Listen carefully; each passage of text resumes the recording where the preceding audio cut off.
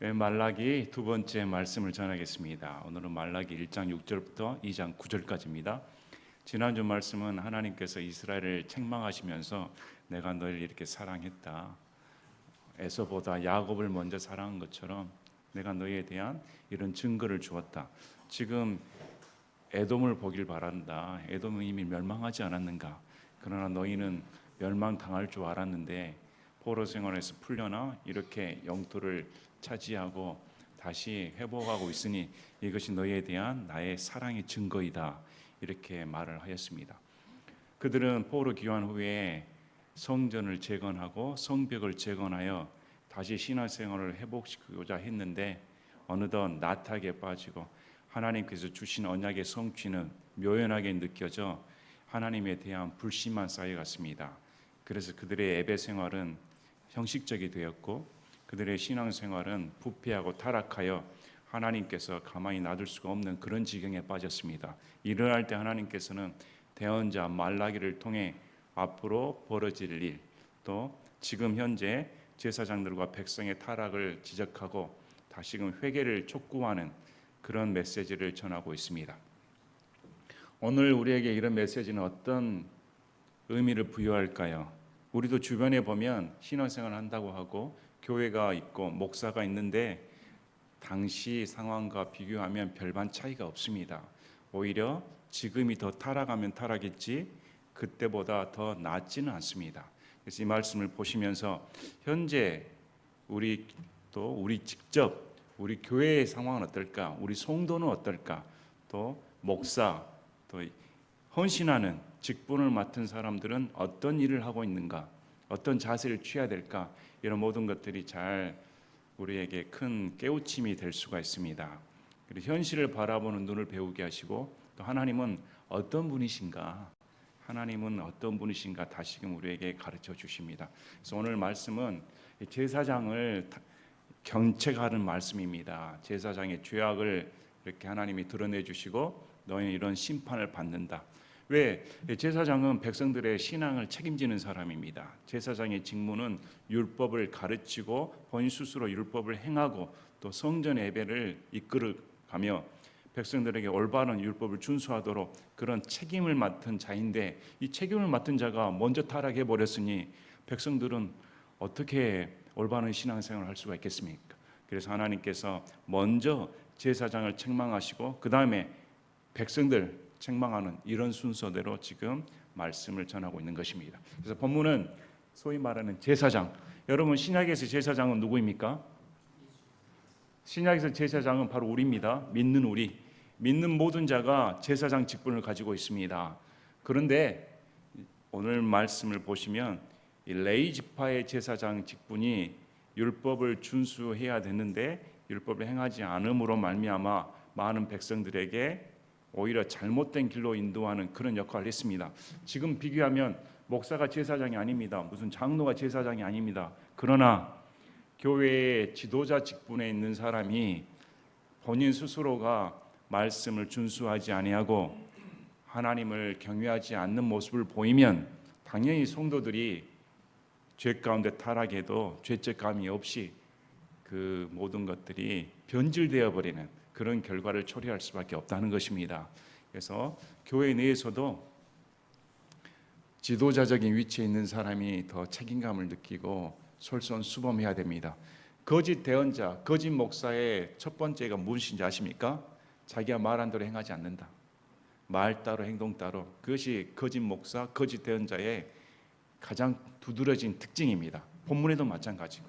그래서 오늘 말씀을 다시금 보시고 당시 상황과 현 상황을 비교해 가면서 말씀을 이해하시길 바랍니다. 자, 1장 6절에 오 내 이름을 멸시하는 제사장들아. 이제 제사장을 하나님께서 책망하시는데 내 이름을 멸시했다. 제사장은 어떤 역할을 합니까? 하나님을 높이는 역할을 해야 됩니다. 하나님을 두려워하고 거룩하게 하나님을 섬기하는 사람들이 하나님의 이름을 멸시했다. 이렇게 말합니다. 그래서 여기서는 이제 6장, 7장 말씀을 보면 하나님께서 이 제사장들의 질문에 대해 대답하는 형식으로 말씀을 합니다. 제사장이 우리는 잘했는데 우리가 뭘 잘못했습니까? 이럴 때 하나님께서 이런 점이 있었다. 이렇게 반복적으로 교차해 가며 지금 질문과 대답하는 형식으로 말씀을 전개해 나갑니다. 아들은 자기 아버지를 공경하고 종은 자기 주인을 공경하느니라. 두 가지 비유를 들었습니다. 부모 자녀 간, 그리고 주인과 종 관계. 자, 이건 누구나 상식적으로 자녀이면 아버지를 공경해야 되지요. 종은 당연히 주인의 명령에 절대 복종해야 됩니다. 이건 상식 아닙니까? 이렇게 말을 하면서 내가 아버지다 이렇게 말씀합니다. 이스라엘은 장자 역할을 합니다. 우리 출애굽 역사를 보면 출애굽 시키면서 장자 삼았다 하나님께서 말씀을 하십니다.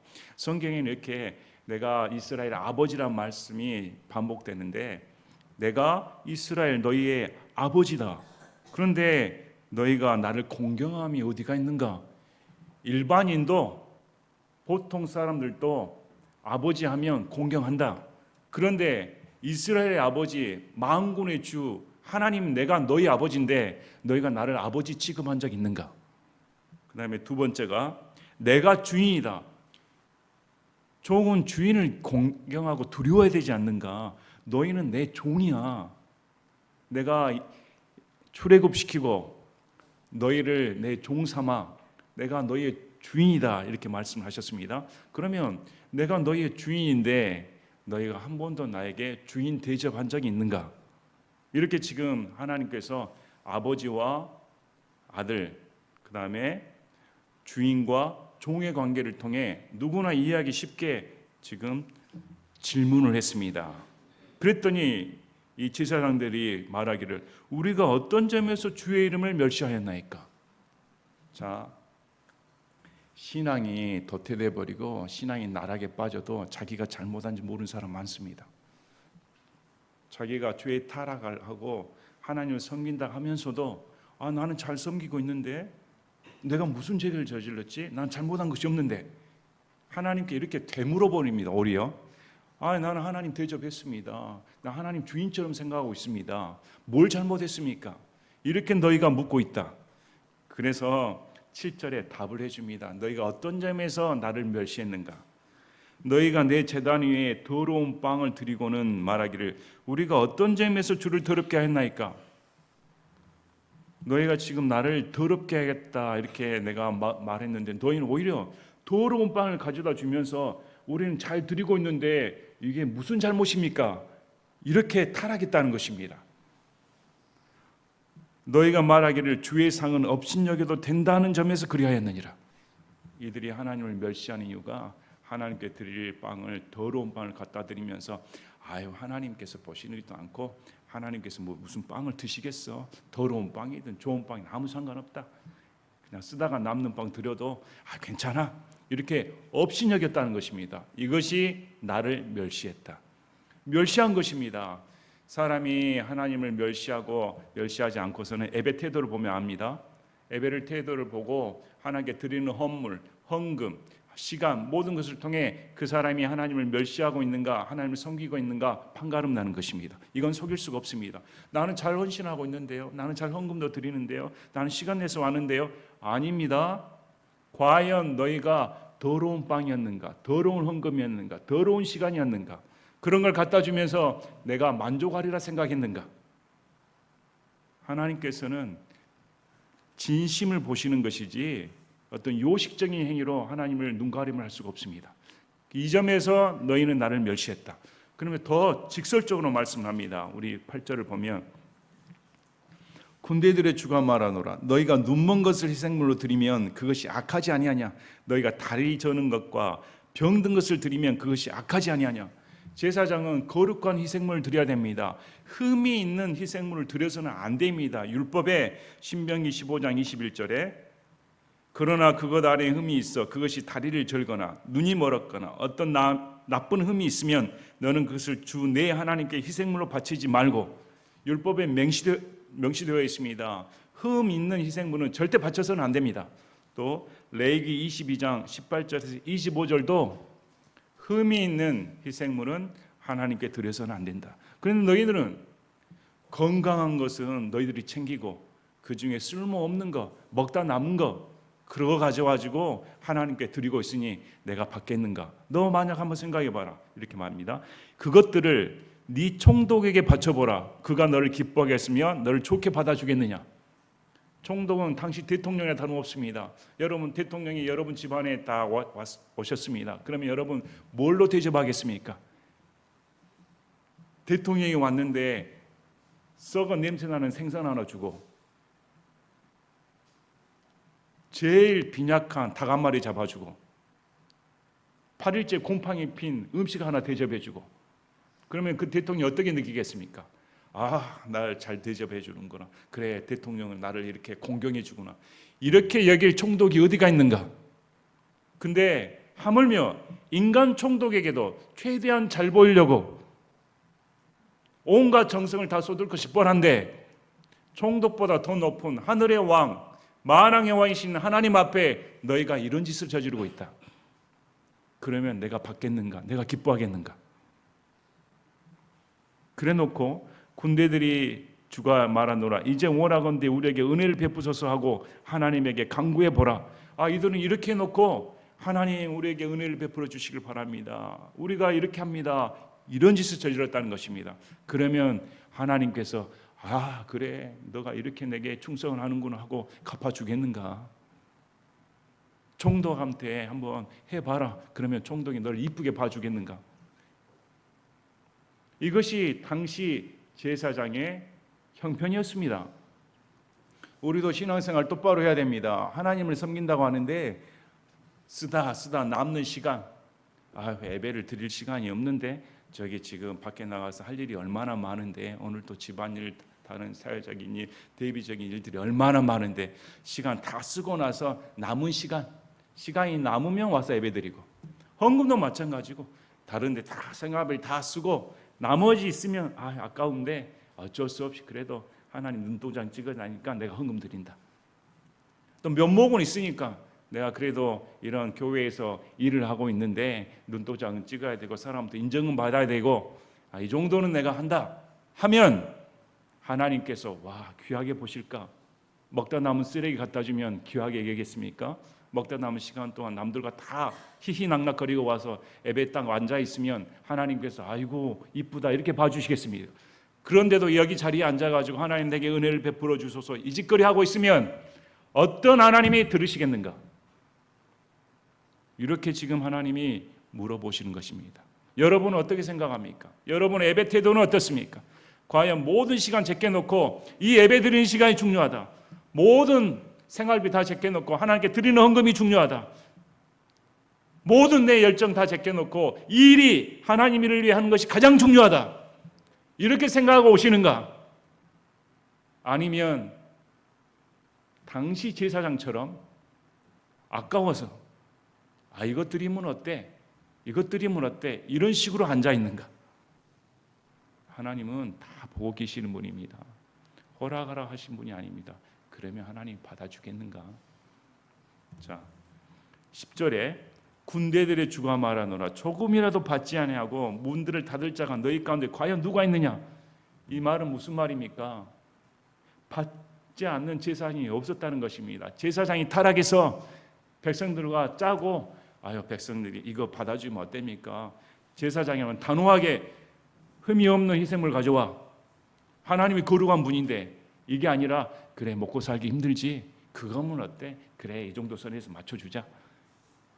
이런 짓을 저질렀다는 것입니다. 마땅히 제사장이라면 안 돼, 커트시켜야 되는데 또 차라리 그럴 바에야 성전 희생을 드리는 예배 행위는 안 해야 된다. 문을 차라리 닫아버려야 됐다. 무슨 말입니까? 그딴 식으로 예배 드리려면 교회 문 닫으라는 것입니다. 오늘날 말하면 사람 수가 많이 모이면 뭐합니까? 하나님 앞에 예배 드린다고 나와서 부르짖으면 뭐합니까? 마음이 온통 피폐하고 더러운데 차라리 너희 중에 어떤 목사, 교회 지도자가 차라리 교회 문 닫아라. 과연 그런 목회자가 있는가? 그럴 바에야.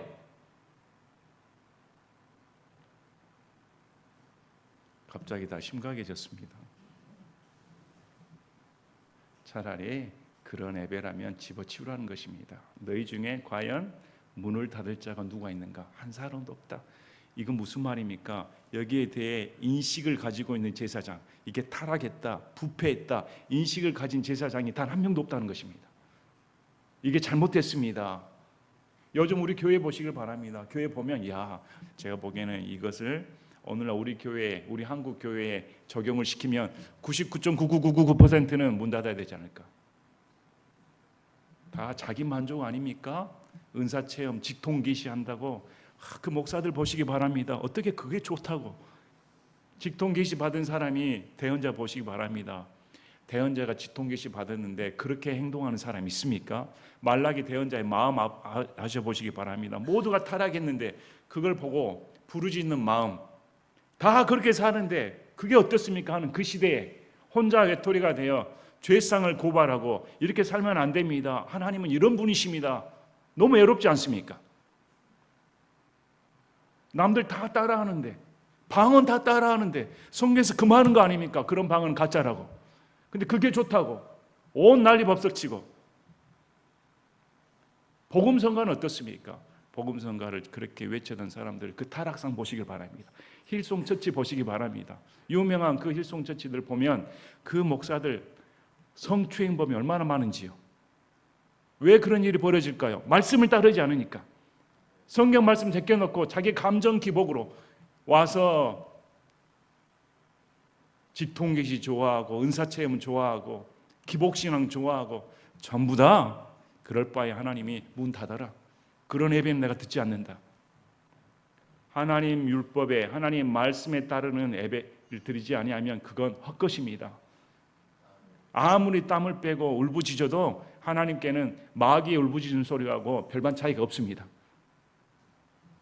우리가 바로 알아야 됩니다. 진짜 내가 상대하는 하나님이 누구신가? 내가 하나님을 어떤 분으로 여기고 있는가? 또 너희가 조금이라도 받지 아니하면 내 제단에 불을 피우지 아니한도다. 내가 너희를 기뻐하지 아니하며 너희 손에서 헌물도 받지 아니하리라. 하나님께서 말씀하지 않습니까? 나 그런 헌물 받지 않는다. 나 그런 예배 보지 않는다. 그런 거 나는 상관이 없다. 그래서 우리 예배 드릴 때 정말 하나님께 나오는 감격, 인격체를 만나는 마음으로 나와야 됩니다.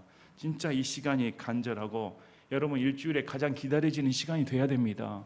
예배입니다. 예배는 지식을 습득하게 오는 것이 아닙니다. 어떤 단체는 순 지식만 가르칩니다. 그게 무슨 예배입니까?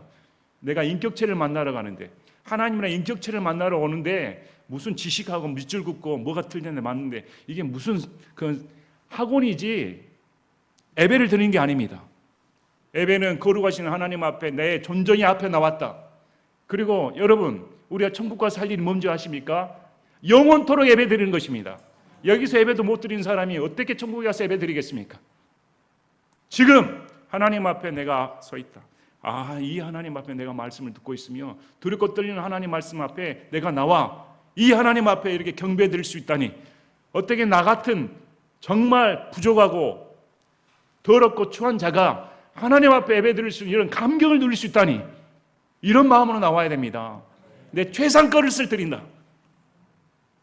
이런 마음으로 나와야 하나님께서 정말 나를 존중하고 있구나. 정말 나를 아버지처럼 공경하고 있고 정말 나를 주인으로 모시고 있구나. 이렇게 인정을 해주는 것이지 온갖 세상 가운데 전혀 구별됨이 없이 살고 있다가 나오면 그게 무슨 소용이 있겠습니까? 차라리 그런 예배는 드리지 말고 집에 가서 TV나 영화나 봐라. 여러분 정말 빈말로 하는 거 아닙니다. 정말 여러분이 하나님 앞에 두렵고 떨리는 마음으로 오지 않는다면 여기 오실 필요가 없습니다. 예배에 오실 필요 없습니다. 차라리 유튜브 가서 저보다 더 설교 잘하고 저보다 더 강연을 더 잘하고 성경 가르쳐 주는 사람 수두룩 합니다. 차라리 거기 가서 들으시기 바랍니다.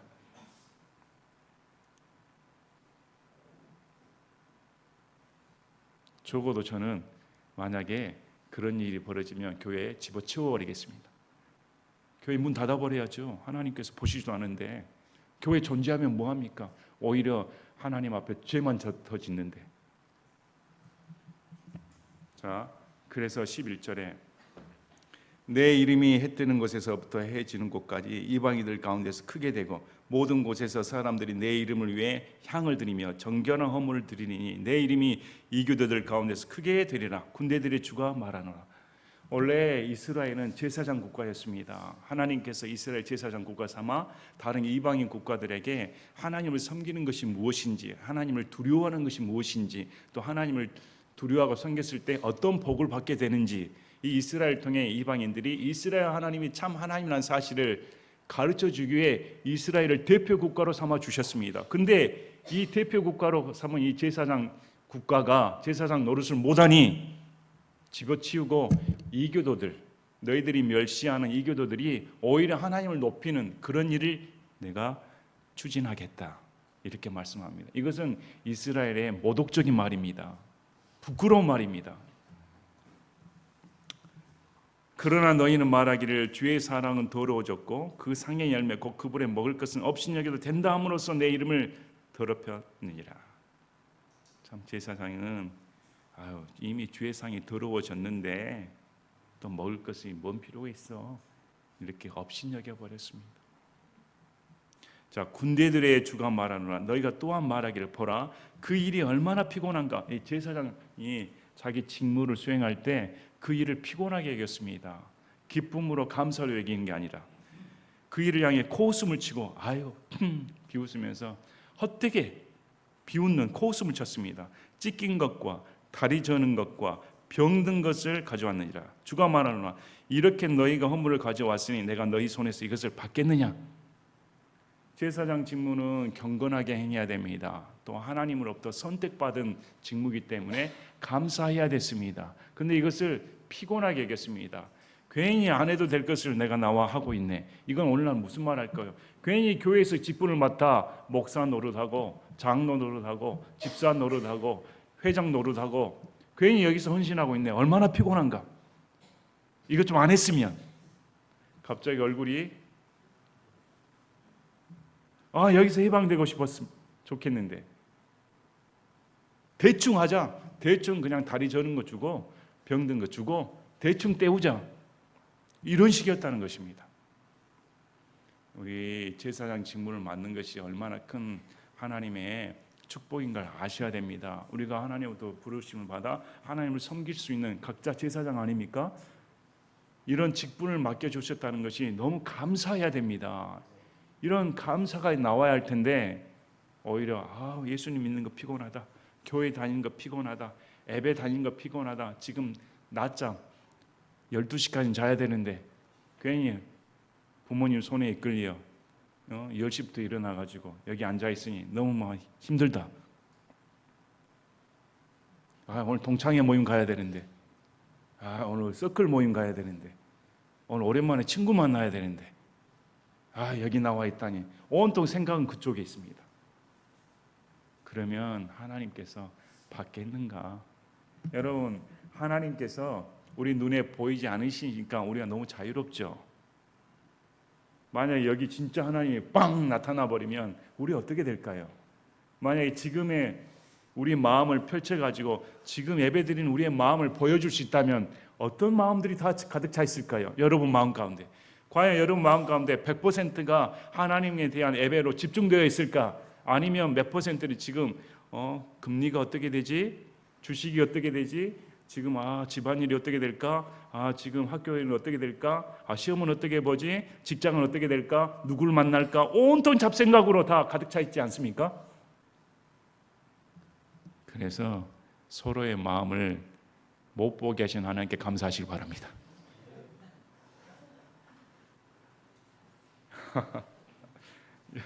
저도 하나님께 감사합니다. 여러분이 제 마음을 못 보셔서.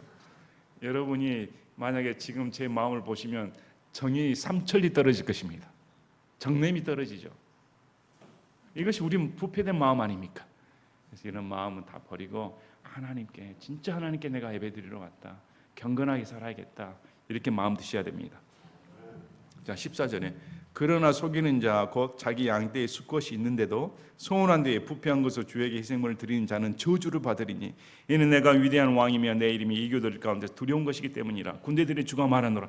이 말씀은 소원했습니다. 하나님 이번 시험만 합격해 주시면, 하나님 이번에 병만 고쳐주시면, 하나님 이번에 이 문제만 해결해 주시면 제가 얼마 내겠습니다. 제가 이제 교회 봉사를 하겠습니다. 제가 새벽 기도를 열심히 드리겠습니다. 기도를 몇 시간 하겠습니다. 예배 빠지지 않고 드리겠습니다. 이렇게 해놓고 문제가 해결됐더니 온데간데 싹 사라지고, 야, 우연히 된 모양이다.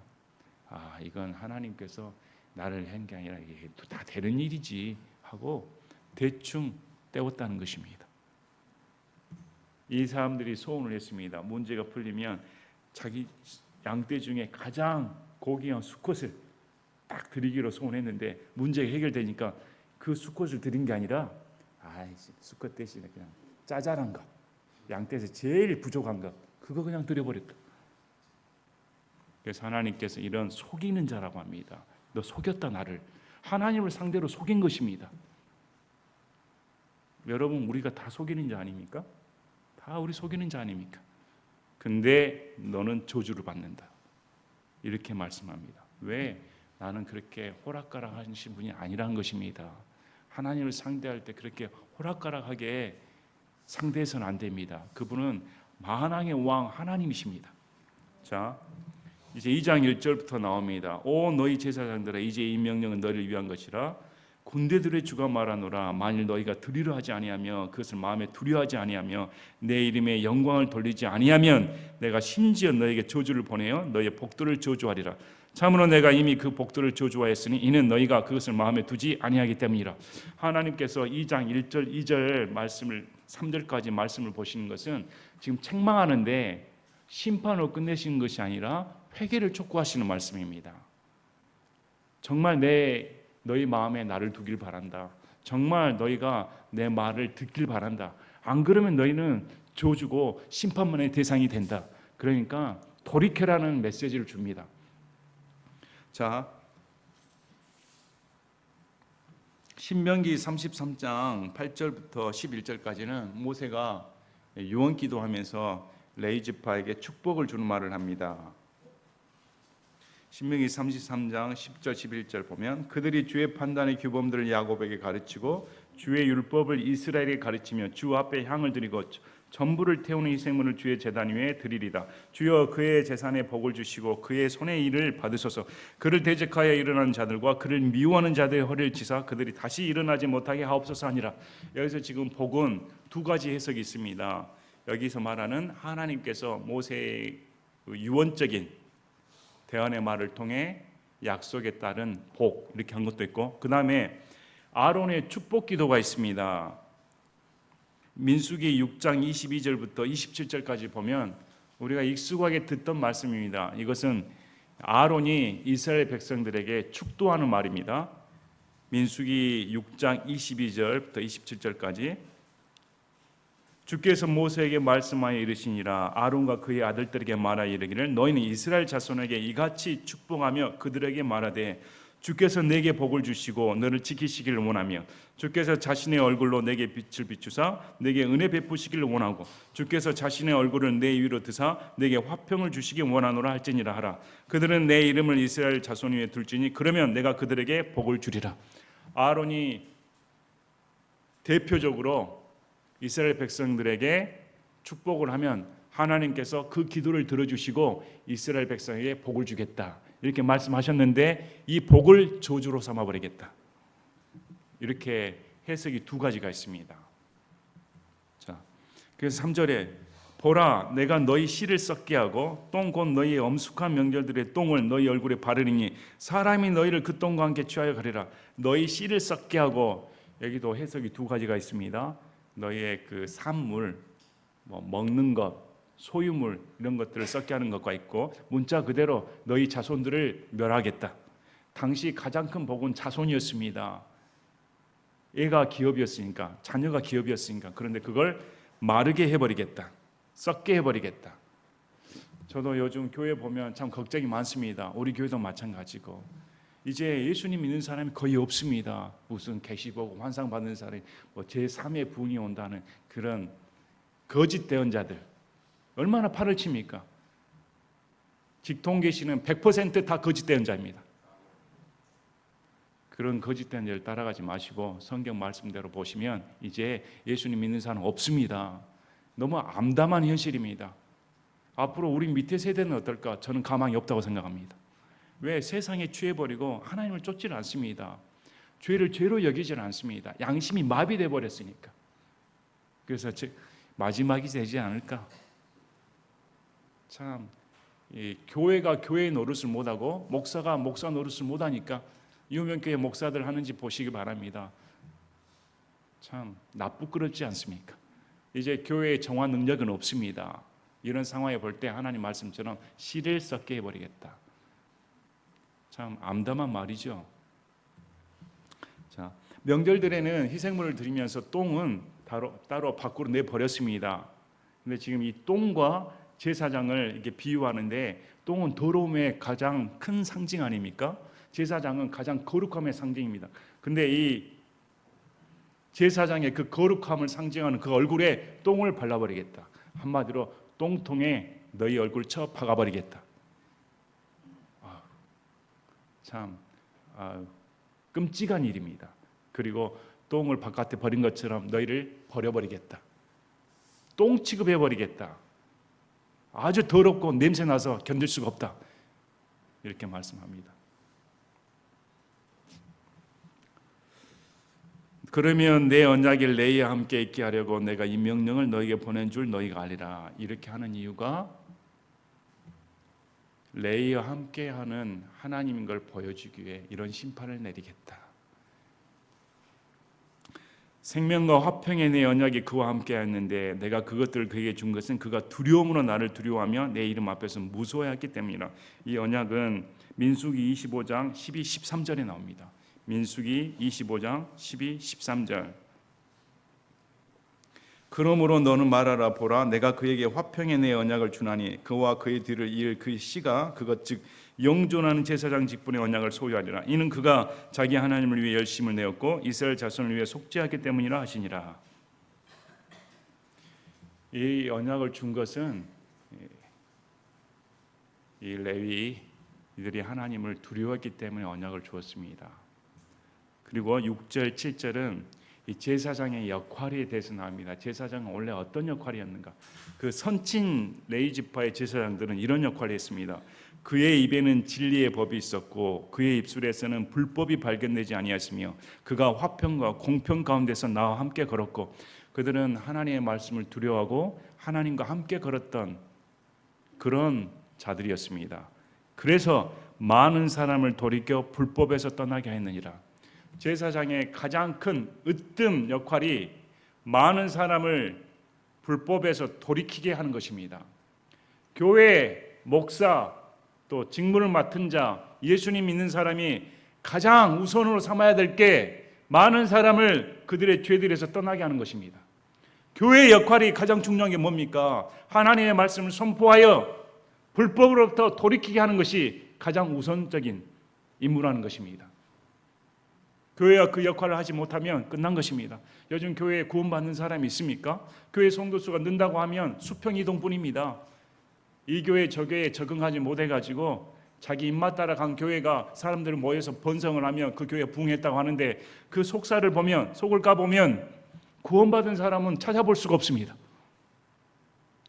그건 교회가 아니죠. 교회의 역할은 뭘까요? 우리 교회도 마찬가지고 이건 슬픈 일입니다.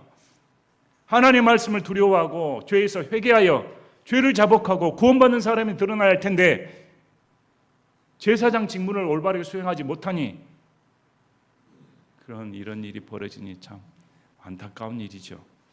그래서 제사장의 입술은 지식을 지켜야 하며 그들은 그의 입에서 율법을 구해야 하나니 이는 그가 군대들의 주의 사자이기 때문이라.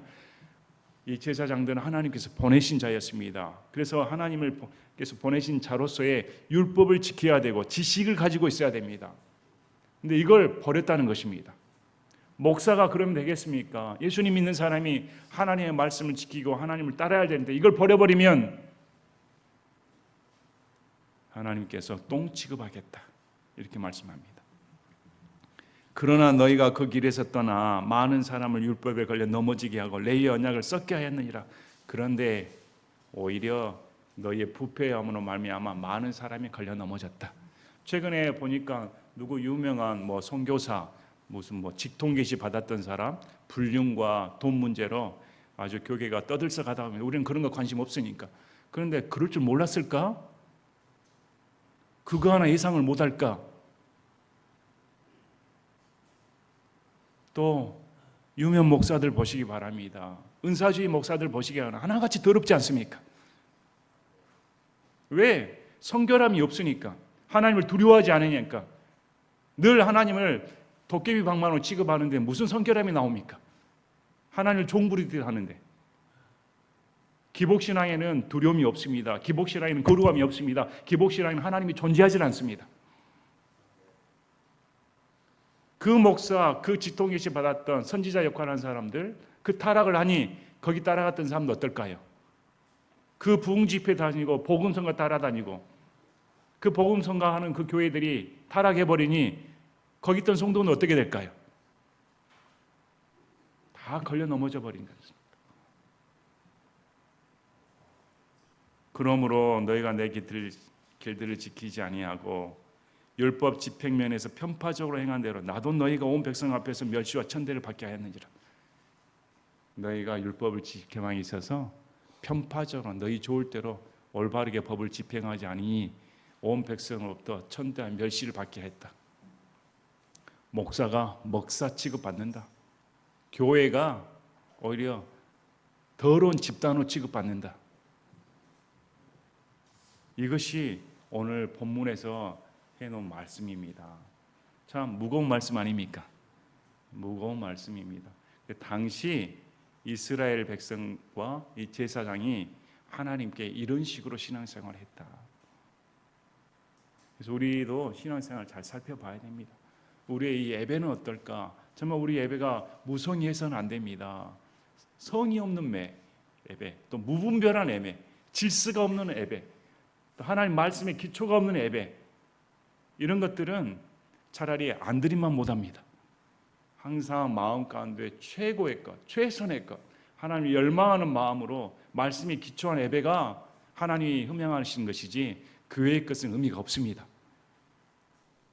항상 우리가 존재하는 이유가 뭡니까? 이 백성은 나를 찬양하게 하였다. 찬양하기 위해 선택한 백성들입니다.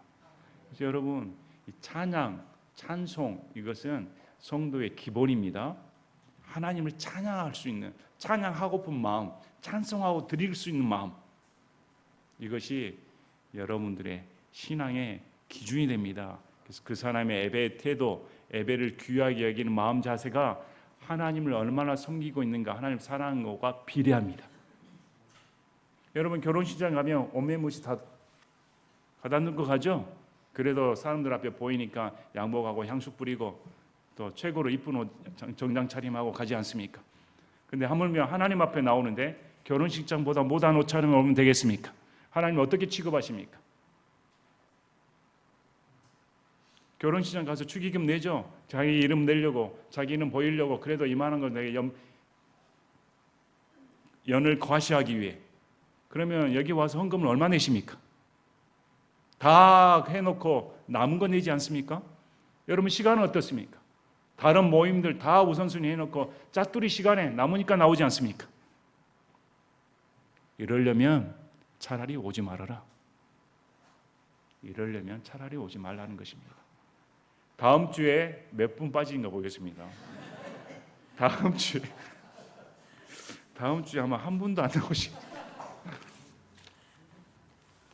예, 오늘 참 무거운 말씀이었습니다. 그러나 내가 진짜 하나님을 어떻게 대하고 있는가, 내 마음가짐을 잘 살펴보시고 정말 내가 이런 짓을 서슴지 않으면 하나님은 저와 여러분의 얼굴에 뭘 바르신다? 똥을 발라버린다. 똥 냄새 난다, 이렇게 말씀을 합니다. 그래서 다시금 말씀을 기억하고 우리의 모든 것을 주님 앞에 드릴 수 있는 그런 성도 될 수 있기를 간절히 원합니다. 제가 기도하고 마치겠습니다.